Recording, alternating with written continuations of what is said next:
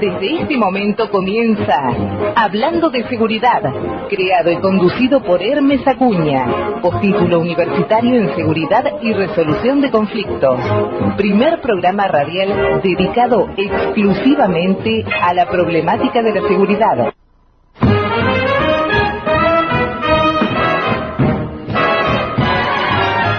Hola, buenas tardes, soy Hermes Acuña. 16 de agosto de 2016, en el aire, desde la ciudad de Villa Lynch, partido de San Martín, provincia de Buenos Aires, en el estudio Héroes de Malvinas, de FM Líder 104.5, hablando de seguridad. Primer programa radial dedicado exclusivamente a la problemática de la seguridad. Nuestro lema: no para mal de ninguno, sino para bien de todos. Saludamos a Susana de nuestra producción, quien atiende los llamados telefónicos, y al señor Pablo Martínez, nuestro operador. Nuestras vías de comunicación: 4753-5433, 4754-0507. Email: info@hablandodeseguridad@gmail.com. Radio online: www.lider1045.com.ar. También estamos en Facebook. Desde hace bastante tiempo, precisamente con el advenimiento del actual gobierno nacional, se viene hablando de situaciones que se están investigando de la gestión anterior, de funcionarios involucrados, al parecer, en operaciones ilícitas, en maniobras ilícitas, y se habla de lavado, se habla de blanqueo, se habla de paraísos fiscales, de cuentas en el exterior, Panama Papers, etcétera, etcétera, etcétera. Reporte de operaciones sospechosas, ROS. Esto en el lenguaje coloquial de todos los días, con el vecino, con el amigo, con el familiar, en los comercios. Todo el mundo habla de esto. Sí, porque se blanquea, porque se lava, porque... Y la pregunta es, ¿sabemos realmente de qué nos están hablando? ¿Y qué estamos hablando y escuchando? Por eso hoy quisimos esclarecer, puntualizar estos conceptos, sin hablar de ningún caso en particular, porque ese no es el objetivo de Hablando de Seguridad. El objetivo de nuestro programa es informar, cada cual sacará sus propias conclusiones, también tomamos posición y emitimos opiniones a veces, no es este precisamente el caso. Hemos convocado a un técnico que nos ha acompañado ya tantísimas veces en nuestro programa, a quien le agradecemos haya hecho un lugarcito entre sus múltiples ocupaciones para ayudarnos a entender estos conceptos que son muy específicos y muy particulares. Y me estoy refiriendo al doctor Adrián Arena. El doctor Arena es abogado, es especialista en Derecho Penal, Procesal Penal y Tributario. Es director de la Escuela Superior de Derecho y Práctica Forense y también es docente universitario. Adrián, buenas tardes y bienvenido. ¿Qué tal? Buenas tardes, un gusto estar una vez más acá. Bueno, muchas gracias, Adrián. Ya, obviamente has escuchado la introducción y queremos de alguna manera hacerle saber a nuestra audiencia, con precisión, en una palabra tan calificada como la tuya, de qué realmente estamos hablando cuando hablamos de blanqueo, cuando hablamos de todos estos conceptos que acabo de mencionar, que a veces no sabemos realmente qué son, si la legislación lo pena, si la legislación argentina pena este tipo de situaciones, es decir, si esto está legislado. Y como nuestra audiencia es lega, y quien les habla también, porque obviamente no soy abogado, El doctor Arena tiene una gran experiencia como docente universitario y nos va a esclarecer un poco esta confusión que a veces se escucha, porque lo he escuchado personalmente. No, primero se blanquea y después se lava. No, primero se lava y después se blanquea. Y escucho a veces a personas que dicen reciclar en economías formales, porque el problema más grande está ahí. ¿Cómo hacemos para, o cómo harán quienes lo hacen, para esos capitales de origen ilícito poderlos introducir, poderlos reciclar en una economía formal? Entonces no sabemos, en este caso puntual, quién está primero, quién nació primero, si el huevo o la gallina. Así es que, planteado el tema de hoy, vamos a ir a la primera pausa de esta hora de programa para no tener interrupciones posteriormente, y vamos a conversar con nuestro invitado, el doctor Adrián Arena, para que nos esclarezca acerca de esto que es producto de comentarios, como les decía, y como ustedes saben, porque esto se habla en todas las casas. Aparte estamos bombardeados, permanentemente bombardeados por la prensa respecto de estas situaciones, y es necesario poner las cosas en blanco sobre negro. Escuchamos en distintos medios a supuestos, entre comillas, expertos, entendidos, como repito frecuentemente, técnicos, licenciados, doctores IOU. Y al fin y al cabo uno se queda como al principio, sin información, porque no sabemos realmente de qué se está hablando y de qué estamos hablando nosotros. Vamos entonces a la primera pausa.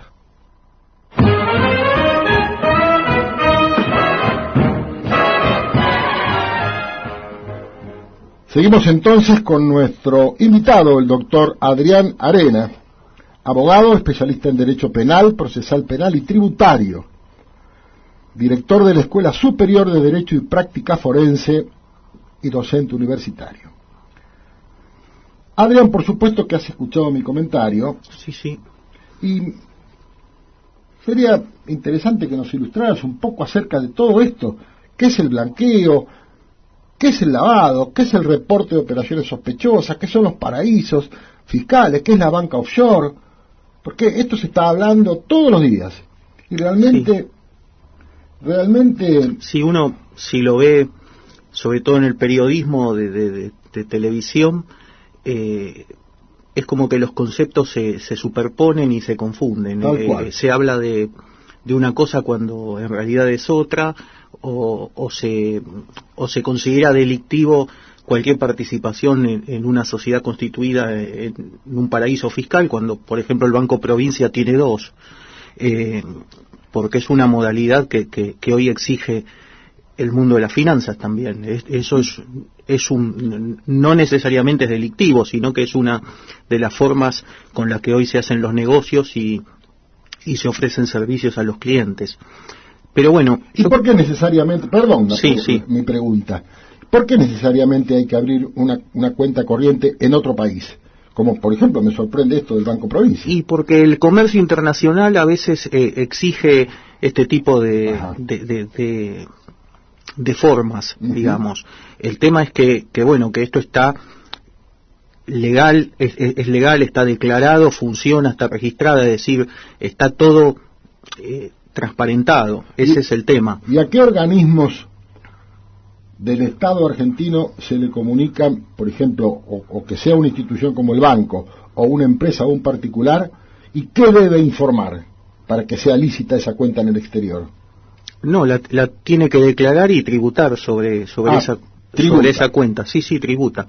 Pero bueno, el tema sería así, digamos. Me parece que hay dos conceptos muy claros como para hacer una introducción y hacer una distinción entre una cosa y la otra, que es el de, por un lado, dinero sucio, y por el otro lado, dinero negro. Sí. Y estos dos tipos esta diferencia, a su vez determinan otros dos conceptos, que el dinero negro se blanquea y el dinero sucio se lava. Digamos, esa es la diferencia, por lo menos en casi todos los países del mundo, y lo era en nuestro país hasta que cuando se hizo la última modificación del Código Penal, se incluyó dentro de las tipificaciones del lavado de dinero los fondos provenientes de la evasión fiscal, con lo cual en cierta medida ahí se terminaron de fusionar un poco los conceptos, pero la idea es esa, la idea es que el lavado de dinero es la forma en la cual se ingresa en el circuito legal dinero provenientes de la criminalidad organizada. Bien. Es decir, el dinero proveniente del narcotráfico, del terrorismo, de la trata de personas, de cualquier tipo de delitos, se vuelca al circuito formal. Y se le da una apariencia de legalidad que lógicamente no tiene. No tiene. Sí. ¿Cómo se origina esto de lavado de dinero? ¿De dónde surge todo esto? Y esto es un proceso que se fue decantando gradualmente con varios grupos de países que fueron trabajando el tema, sobre todo a partir del atentado del 11J, digamos. Ahí es como que se le empezó a dar importancia. Uh-huh. Este proceso culmina con el Grupo de Acción Financiera Internacional, el GAFI, uh-huh. Que termina por conformar una legislación supranacional a la que todos los países se ajustan para combatir el lavado de dinero y de activos de origen ilícito. Es decir, si nosotros examinamos los ordenamientos penales y financieros de cada país, vamos a ver que son totalmente similares. ¿Por qué? Porque toda esta legislación proviene de un factor común, que es el GAFI. Y esto es lo que permite también la colaboración internacional, ¿no? En un delito que también, desde el punto de vista espacial, en muchos casos traspasa las fronteras, ¿no? Claro, porque es el delito... Claro, es transnacional. Sí. Es transnacional, exactamente. Sí, sí. ¿Y la Argentina signataria del GAFI? Sí, sí. Uh-huh. Y la Argentina, bueno, como consecuencia de eso, creó la Unidad de Información Financiera, que es un organismo que existe en forma equivalente en todos los países que integran este grupo. La UIF. La UIF, y que tiene la función de monitorear el mercado, relevando la posibilidad de operaciones de lavado, ¿no? Y actuando en consecuencia si las detecta. Uh-huh. Esto está todo pautado en protocolos que siguen criterios también elaborados por el GAFI, y que se dan bajo la forma de reportes, ¿no? Hay reportes sistemáticos, que son los que ciertos sujetos están obligados a presentar en forma periódica a la UIF. Hay otros que se llaman reportes inusuales, que algunos sujetos que son agentes de información de la UIF tienen que informar a través de la web cuando detectan alguna operación que en principio es llamativa o inusual. Y después están los reportes de operaciones sospechosas, que son aquellos que la inconsistencia tiene tal entidad que es muy probablemente que se trate de una operación de lavado de dinero, ¿no? En estos tres tipos de reportes, sí, que nos acabas de mencionar, ¿es determinante la cantidad o la masa de dinero que se mueve para producir ese informe? No, porque hay sujetos que normalmente mueven esa masa de dinero. Uh-huh. Lo que la inconsistencia estaría dada por la falta de congruencia entre la capacidad económica del sujeto y el movimiento económico que realiza. Uh-huh. Eso es lo que dispara, digamos, la sospecha.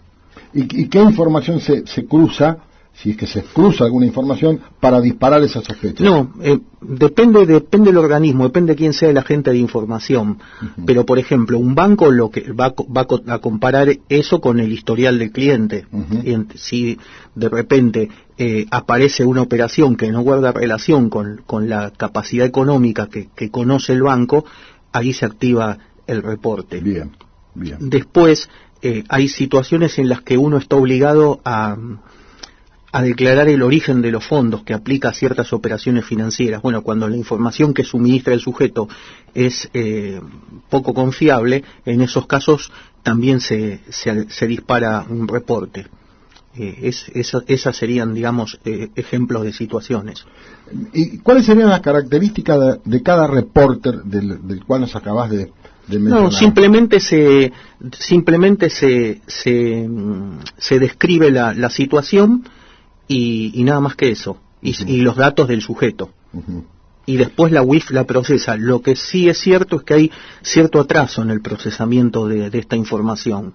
Es decir, la UIF a veces tarda muchísimo tiempo en analizarla. Y cuando hablamos de muchísimo tiempo, ¿de cuánto hablamos? Y 2 años en algunos casos. 2 años en algunos casos. Sí, en algunos casos sí. Y sobre todo en los inusuales y en los sistemáticos. En los sospechosos el plazo es menor porque tienen otra vía de tramitación. Y a veces se habla y en esos casos quizás cuando es algo inusualmente grave se le da prioridad también. Y cuando se detecta alguna operación que amerite ser reportada en cualquiera de los 3 casos, ¿cuál es la normativa legal que apoya eso? Es un conjunto de normas. Bueno, la norma que crea la UIF, donde establece que es la autoridad de aplicación en materia de análisis sobre posibles hechos de lavado de dinero, la organiza como una entidad autárquica que pone bajo la esfera del Ministerio de Justicia y Derechos Humanos y que está presidida por un presidente y un vicepresidente que son las autoridades que ejercen la representación legal del ente y que tienen también un poder normativo porque pueden emitir disposiciones con rango de derecho objetivo. Esa sería la situación. En el caso de detectar alguna maniobra que se supone ilícita, sí. ¿A qué fuero de la justicia se le da intervención? ¿Al penal económico, al federal? Depende del lugar, porque el fuero penal tributario está en Capital y la justicia federal, es decir, penal tributario si estamos en materia de evasión fiscal. Claro, ¿no? claro. Si no, va a la justicia federal o penal económico. ¿En todo el país? Sí. ¿En todo el país? Sí, sí. ¿Penal económico solamente en la penal ciudad? Económico solamente en la ciudad de Buenos Aires. En la ciudad de Buenos Aires. El resto para todo el país. Sí. Las sanciones que prevén las normas, cuando se habla del famoso delito precedente, sí. ¿Qué significa eso?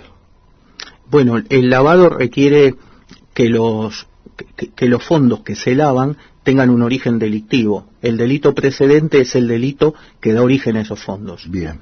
Y este delito, bueno, se tiene que acreditar.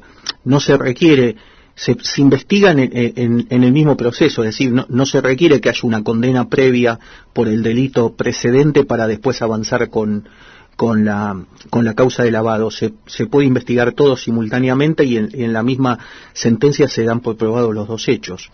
Todo esto, este delito está regulado junto con el encubrimiento, es decir, porque en definitiva es una forma de encubrimiento también.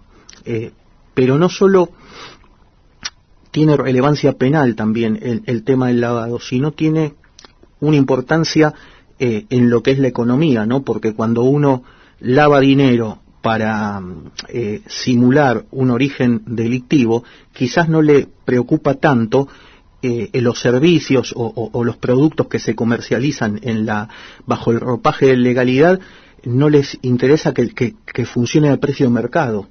Con lo cual se afecta la competencia también. Claro. Hay personas que por ahí, con la intención de poder blanquear dinero, que en definitiva no les cuesta nada, pueden realizar actividades abajo del costo.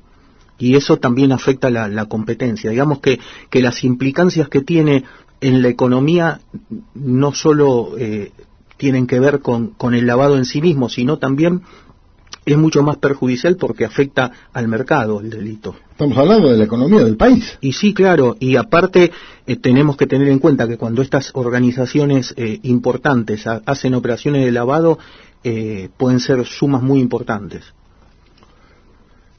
En este caso, como en el enriquecimiento ilícito, ¿hay inversión en la carga de la prueba? No, porque el delito precedente hay que probarlo. Hay que probarlo. Y quizás tiene reglas, no tanto reglas probatorias, porque las reglas sobre la prueba son las mismas, sino que el procedimiento presenta características particulares. ¿Por qué? Porque actúan como auxiliar de la justicia, en este caso, además de las partes, organismos especializados como la FIP, la UIF, el Banco Central, e incluso pueden tomar intervención algunos agentes de otros órganos del Estado, ¿no? Esto le da a la instrucción, por lo menos, le da un relieve peculiar. Sí, y realmente importante. Sí, claro. Sí.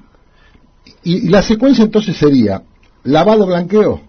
No, son dos cosas diferentes, porque el blanqueo es cuando uno, por ejemplo, realiza una actividad lícita por la cual no tributa, busca la forma de justificar el origen, de justificar la actividad, digamos, de justificar los ingresos provenientes de esa actividad lícita. Es decir, es una actividad lícita por la cual no se tributa.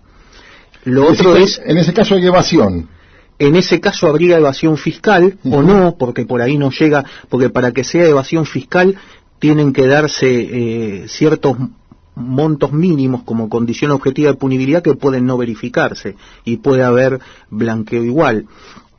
El tratamiento es diferente, pero en nuestro país en particular, cuando se regula el lavado de dinero, el delito de lavado de dinero, dentro de los delitos precedentes que se tipifican está el de la evasión fiscal, con lo cual se termina confundiendo los conceptos. Es decir, los fondos provenientes de la evasión fiscal pueden ser lavados. Esto es algo característico de nuestra legislación que no se verifica en otros países, por lo menos en la mayoría. Ajá. Es así, creo que no es acertada esa distinción, porque son dos conceptos diferentes y socialmente se valoran de otra forma incluso. Pero bueno, se decidió por ese lado, ¿no? Quiere decir que Argentina sería uno de los pocos países del mundo que tiene esta modalidad. Sí, donde el delito precedente puede ser evasión fiscal. Bien. Lo que pasa es que la evasión fiscal tiene reglas propias, porque cada tanto sale alguna ley que extingue la acción penal o si el sujeto se incorpora a algún plan de facilidad de pago. Es decir, tiene un tratamiento específico que no se puede dar, por ejemplo, con el narcotráfico o con otros tipos de delitos. Por eso creo que es una técnica que no me parece aceptable. Pero bueno, es lo que es la solución legal. ¿Y cuál sería la alternativa? Y la alternativa sería diferenciar bien los dos conceptos, la evasión fiscal del lavado de activos, que acá se terminan confundiendo, aunque se confunden los textos legales. Los jueces en la práctica le dan un tratamiento distinto, incluso cuando hablan de lavado de dinero, por lo general inconscientemente, digamos, no incluyen a este tipo a la evasión fiscal, ¿no? ¿Qué son los paraísos fiscales, Adrián? Los paraísos fiscales son jurisdicciones donde que ofrecen a inversores extranjeros, esta es la característica, tienen que ser extranjeros no residentes en esos lugares, la posibilidad de constituir sociedades o formas asociativas con muy baja o nula tributación. Es decir, les ofrece una herramienta para poder hacer negocios amparada por la confidencialidad. Y si es nula tributación, ¿cuál sería la ganancia de ese país? Y la ganancia sería que hay un flujo indirecto de económico, porque hay gente hay oficinas, hay gastos para constituir las sociedades, hay toda una actividad económica que gira alrededor de eso. Los paraísos fiscales hay más o menos 200 en todo el mundo, y hay en algunos estados de Estados Unidos, por ejemplo, hay verdaderos paraísos fiscales como en Delaware o en Columbia, que se constituyen sociedades para extranjeros no residentes con un objeto muy amplio, con unipersonales, y donde la misma persona asume todos los roles posibles, es decir, ahí se llama secretario, director, accionista, todos los cargos los acumula el mismo individuo. Esto es importante, ¿no? Porque y el objeto dice que la sociedad se constituye para realizar cualquier acto que desea hacer y con el capital adecuado a ese objeto. Es decir, algo muy amplio que permite realizar cualquier tipo de actividad y que ofrece la ventaja de que ese tipo de sociedades incluso se puede constituir sin presencia física en el país a través de Internet por $1.000 o menos. ¿Así de simple? Así de simple, sí. Sí. Y ese país donde funciona esta sociedad, de ninguna manera ejerce ningún control sobre las actividades de esa empresa constituida. Sí, lo ejerce, pero lo ejerce en forma pasiva. Uh-huh. Lo ejerce a requerimiento de alguna autoridad judicial de otro país. Como la actividad, como son sociedades que se constituyen en un país para actuar fuera de ese país, no hay un control efectivo sobre la actividad. Hay un control formal sobre la documentación, nada más. Claro. Por ejemplo, en Estados Unidos, en Delaware, en un edificio hay 60.000 sociedades, por ejemplo. ¿60.000? Sí, con el domicilio ahí, sí. ¿60.000? Sí, porque son las mismas empresas las que los hacen, sí. Y estas sociedades de Delaware ya están sospechadas en Europa, por ejemplo, en varios países les impiden operar. Ya están vistas como sociedades sospechosas. Y contrariamente a lo que se supone o lo que se piensa, Estados Unidos es un gran paraíso fiscal para este tipo de operaciones. Sí, realmente. Sí, es el que más facilita este tipo de cosas, porque aparte se pueden abrir hasta cuentas bancarias, que se llaman cuentas virtuales, desde el exterior, sin necesidad de ir. Es posible hacerlo. Y el manejo para la extracción con una tarjeta que le mandan por correo. Y lo puedo extraer inclusive en cualquier país. En la República Argentina. Sí, claro. Sí. Y el Estado argentino, ¿qué fiscalización ejerce sobre eso que yo estoy extrayendo de la cuenta que tengo en otro país? Hoy no hay una fiscalización efectiva. Uh-huh. Habría que ver qué pasa después del blanqueo que se está promoviendo, qué es lo que va a pasar. Están diciendo que después van a haber controles rigurosos, pero no sé, no podemos saberlo todavía. Y ahora que lo mencionás, Adrián, este tema del blanqueo, sí. ¿Cuáles son las características y cuál es el objetivo del blanqueo? ¿Repatriar capitales? ¿El objetivo de quién? ¿Del que blanquea o del Estado? Del Estado es repatriar capitales y obtener ingresos, uh-huh, y generar confianza. Uh-huh. Del que blanquea depende quién sea. Uh-huh. Hay gente que quiere tranquilidad y que quiere blanquear parte de su patrimonio, no creo que todo. Y hay muchos que van a blanquear lo que no tienen, como para después poder ofrecer capacidad económica para ciertos negocios a terceros. Es decir, va a haber gente que va a blanquear fondos que no tiene. Eso pasa normalmente también en los blanqueos. ¿Cómo blanquear lo que no tiene? Claro, por ejemplo, una persona dice que tiene $100.000 y en realidad no los tiene. Exterioriza esos fondos y después tiene esa capacidad económica como para poder figurar como que participa en alguna sociedad, como que o como que presta dinero. Eso sirve. Hay mucha gente que le interesa eso. Estoy sorprendido realmente. Sí, a veces pasa eso. Pero bueno, habría que ver bien acá cómo se instrumenta todavía. Pero bueno, lo que no sé es el resultado que va a tener esto, porque me parece que la expectativa del gobierno es muy elevada y no creo que la realidad sea así. Con todos estos comentarios que venimos escuchando desde hace bastante tiempo, después de la asunción de este nuevo gobierno, respecto a estas actividades ilícitas y maniobras fraudulentas, donde se mencionaba todos estos conceptos que vos brillantemente nos acabás de explicar, la experiencia internacional y también la Argentina, por supuesto, ¿se llega a determinar exactamente la responsabilidad de personas, tanto físicas como jurídicas? ¿En qué caso? ¿Cuando hay un blanqueo? Exactamente. Y lo que pasa es que el blanqueo va asociado a un olvido. Es decir, el Estado renuncia al derecho de investigar el origen de los fondos, claro, a cambio de que la persona exteriorice esos fondos. Es así. La ruta del dinero, digamos que es muy meandrosa, de acuerdo a la experiencia. Sí, en algunos casos sí, en otros no. Digamos que cuando es mucho dinero, normalmente se utiliza una ingeniería financiera compleja. Claro. Pero hay muchas personas que simplemente ahorraron dinero y lo depositaron en el exterior, en momentos donde era posible llevarlo. Y eso no es complejo. Hay muchos casos así. En momentos en que era posible llevarlo, hoy no. Hoy se puede, sí, pero esto es, digamos, los fondos que se van a exteriorizar son fondos que fueron transferidos en algún otro momento, en el pasado. Supongo que en los 90, por ejemplo, había libertad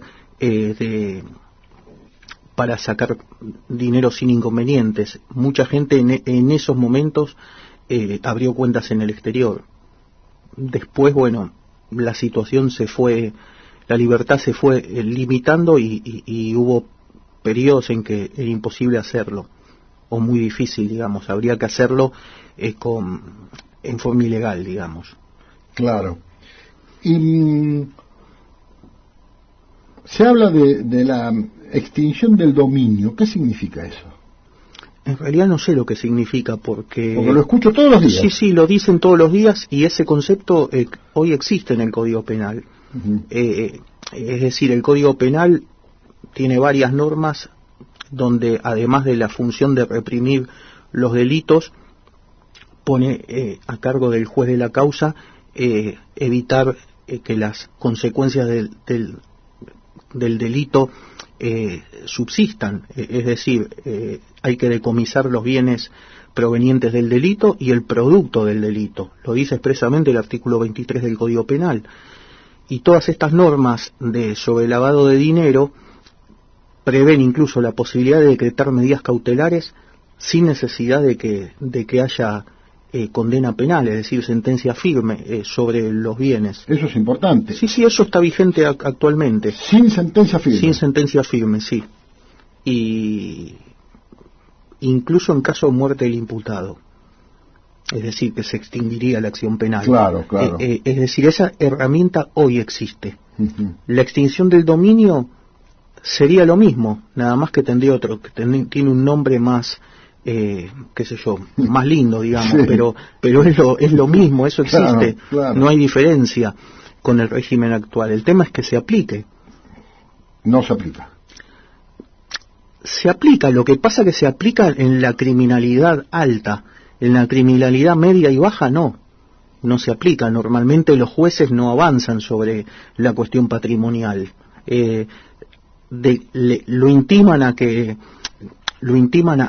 le traban un embargo cuando lo procesan y le dictan prisión preventiva y lo llaman a la mesa de entradas y le dice al oficial de justicia que no tiene bienes y lo inhiben, digamos, y ahí se terminó.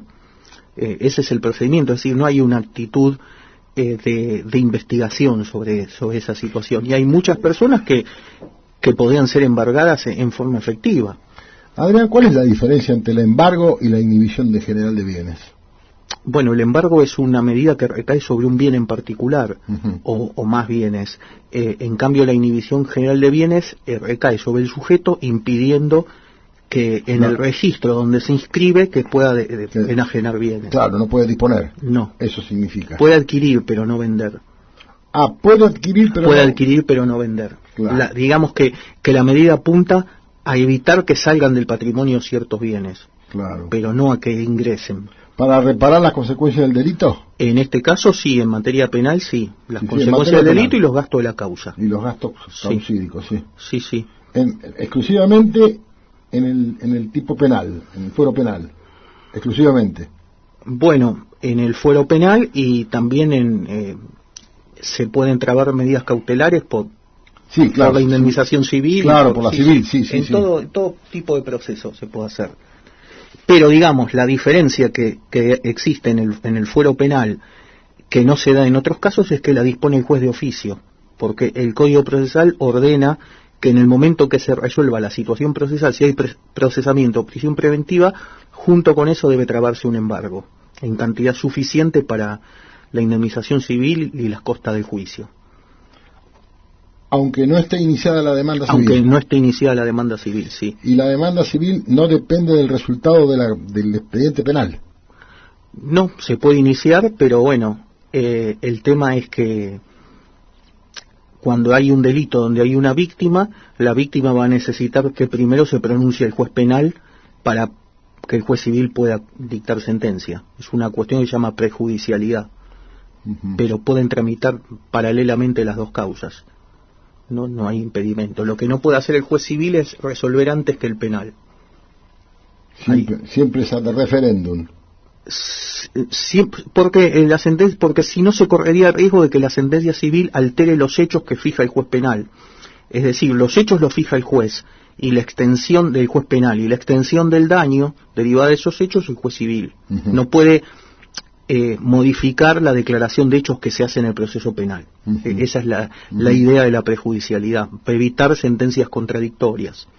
Pregunto todo esto porque escuchamos a diario, cuando se habla de la prescripción del dominio, es aquel que se le pruebe dineros mal habidos, reintegrarlos al erario público. Bueno, pero eso hoy existe, está en el Código Penal actual. Pero los legisladores...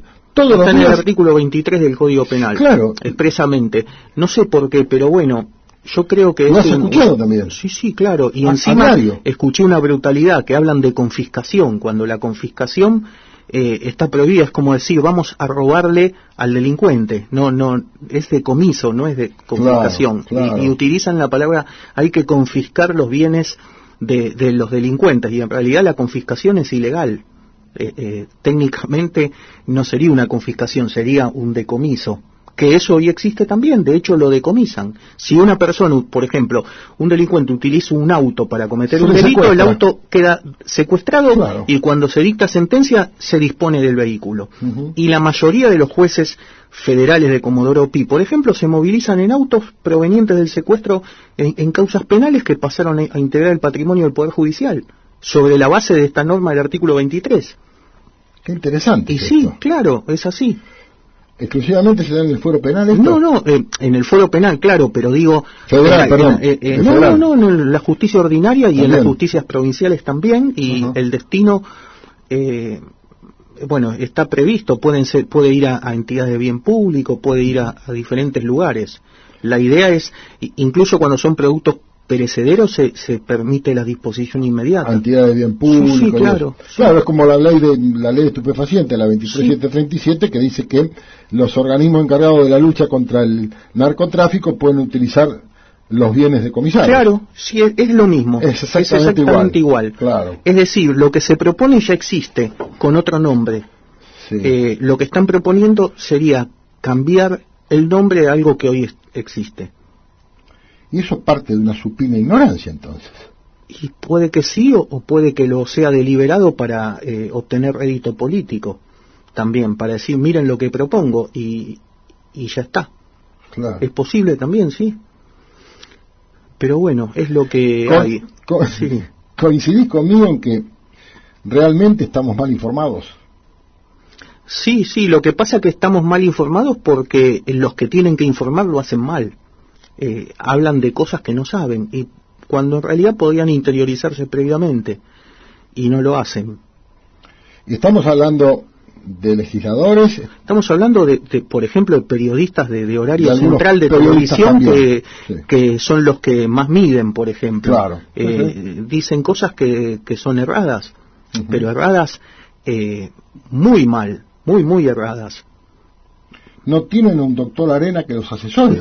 No se quieren interiorizar, claro, simplifican mucho. Tal cual. Es así, sí, claro. Y cuando se informa mal, se desinforma. Y sí, Claro, puede que en algunos casos sea deliberado, porque a veces sirve desinformar a ciertos intereses, pero es tan reiterativo que yo creo que es ignorancia en definitiva. Es así, me parece. Por eso habíamos decidido con la producción hacer este programa con vos, sabiendo de tu erudición en estos temas, y como dije en la introducción, de poner blanco sobre negro, porque los conceptos se confunden, y mucho, y ahora nos venimos a enterar que se propone una norma que ya existe. Claro. Entonces esto tal vez sea afán de protagonismo. Es posible, sí. Buscar protagonismo. Sí, sí. O como vos decías hace un ratito, yo propongo algo nuevo. Claro, yo propongo algo nuevo y con esto se solucionan todos los problemas. Y en realidad no se va a solucionar nada. Pasa en varios ámbitos. Por ejemplo, en el tema de, saliendo un poquito del tema con la sola finalidad de dar un ejemplo, con el tema de las adopciones. El problema de las adopciones es la falta de menores en condiciones de adoptabilidad, y muchos proponen leyes nuevas y dicen con esto se soluciona el problema. Y en realidad no es un problema de textos legales, es un problema de que no hay personas que puedan ser adoptadas. Es así. O como con los trasplantes de órganos también. No pasa por modificar una norma. No hay donantes aptos. Claro. O no hay donantes. O no hay menores en condiciones de adoptabilidad. Claro. Y simplificando el trámite de adopción, que lo que cuenta no es tanto la adopción, sino la guarda, que es lo primero, que es cuando le entregan el menor y después, si lo tiene bien, no se lo van a quitar nunca. El problema es ese, no es ni la lista de espera, ni la forma de cumplir los requisitos. Has tocado un tema muy sensible, Adrián, sí, pero es así. Esto es folclore puro, entonces. Y sí, claro que sí. Sí, de hecho hoy con las nuevas leyes está peor que antes el tema, porque antes cuando estaban los juzgados menores funcionaba bien en la provincia, ¿no? Hoy funciona muy mal. Pero bueno, es así. Es lo mismo que esto que estamos hablando, es un ejemplo, digamos. Sí, es decir, con la modificación del Código Civil funciona peor. Con la modificación no, con la creación de los juzgados de familia los juzgados de responsabilidad penal juvenil. Sí, cuando a los juzgados de menores los transforman en juzgados de responsabilidad penal juvenil, el registro de adopción lo pasan al fuero de familia y ahí se genera el desquicio, porque a partir de ahí se duplicaron los plazos de espera. Funcionan mal.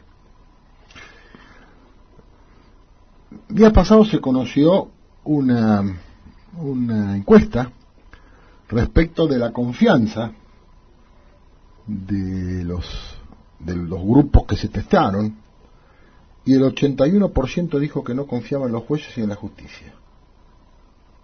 Esto fue del miércoles pasado. Se conoció el jueves. Y lo que pasa que cuando a alguien le hablan de un juez, y son 2 o 3 jueces los que se grafican que todos son iguales, piensan en Ollarvide, piensan en Casanelo, y piensan que todos son iguales. Entonces, digamos que lo ven de esa forma, y no todos son iguales. Pero bueno, hoy el Poder Judicial está desacreditado. Eso es real.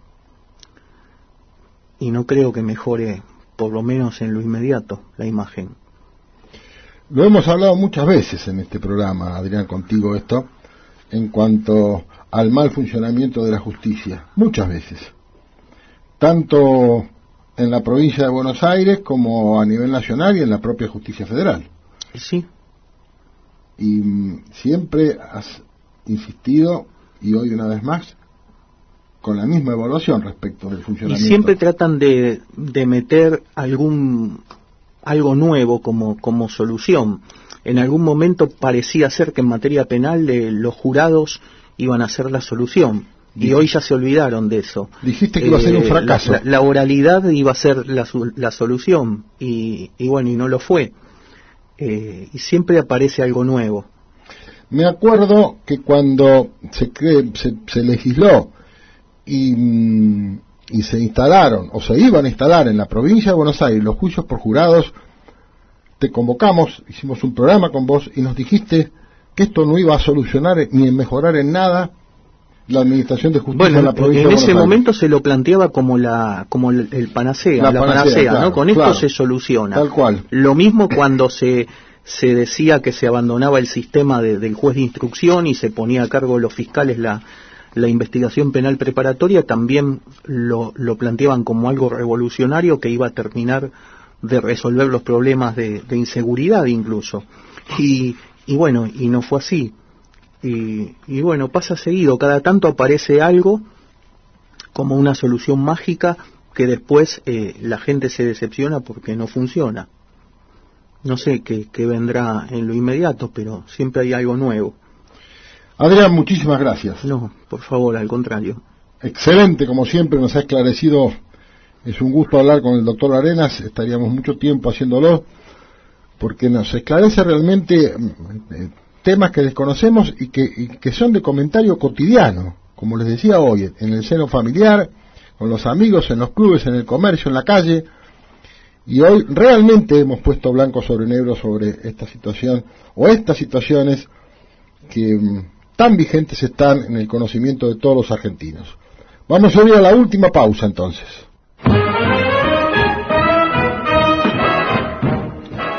Y ya que de jueces y justicia estábamos hablando, un juez le produjo a un joven varios cortes en el cuello durante una pelea por un incidente de tránsito. Esto ocurrió el domingo, en la tarde-noche, cuando un joven de 21 años y un juez de 62 quedaron enfrentados por una maniobra vial. El resultado fue que el joven resultó lesionado en el cuello con 3 cortes superficiales, y el segundo, el juez, demorado, este término no existe, en la comisaría por una causa judicial abierta en su contra. El hecho ocurrió en plena zona comercial de Gonet. Gonet es una localidad cercana a La Plata, donde casi chocaron 2 vehículos particulares. Al volante del auto, como decía, iba un joven de la zona, acompañado de su novia, y en el otro vehículo, acompañado de su esposa, manejaba Armando Norberto Gallo, juez laboral en Avellaneda y domiciliado también en la zona, en Gonet, igual que el joven que manejaba el otro vehículo.